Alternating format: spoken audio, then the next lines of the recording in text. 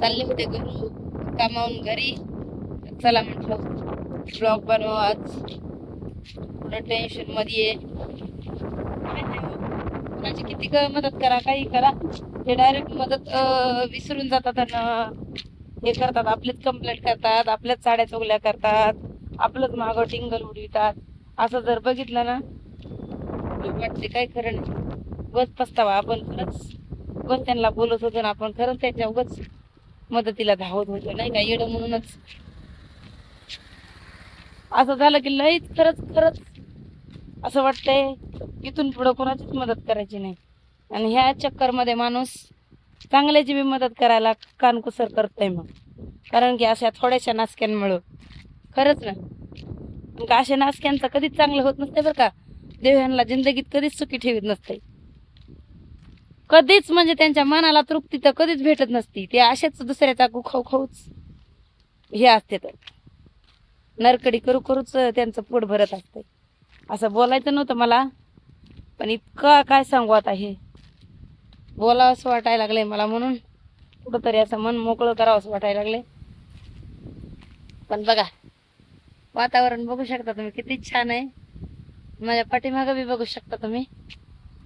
जो रोड बंद आहे का, त्या रोडने आले मी मुद्दाम. म्हटलं तुम्हाला मी दाखवू शकन व्यवस्थित, नाही तर गाड्या भरा भरा येत. आज माझं मन इतकं इतकं दुःखी झालंय ना, म्हटलं काय आपलं किती घाला हात कोरडात म्हणतात ना, ती मन खरी झाली बघा. इतके दुःखी झाले मी म्हणा. कामावरून चालले जाता जातात म्हटलं आपलं जाऊ द्या, आपल्या सोशल मीडियावरल्या फॅमिली सोबतच बोलावं काहीतरी जाते. खरंच खूप दुःखी. पण आज मला एवढा पस्तावा झाला ना, एवढा पस्तावा झाला ना, कुणाचं मदत करावं नाही कधी. तुम्ही ज्यांची मदत करतात ना, तेच तुमच्या वाटोळं करतात म्हणायचं. आणि ते तुम्हाला उपकार तर नाहीच नाही, पण हे खरंच कलियुग आहे म्हणून असं वाटतंय. आता हे कलियुग आहे, कुणाचंच मदत करत जायचं नाही. हे 100% खरं आहे बरं का.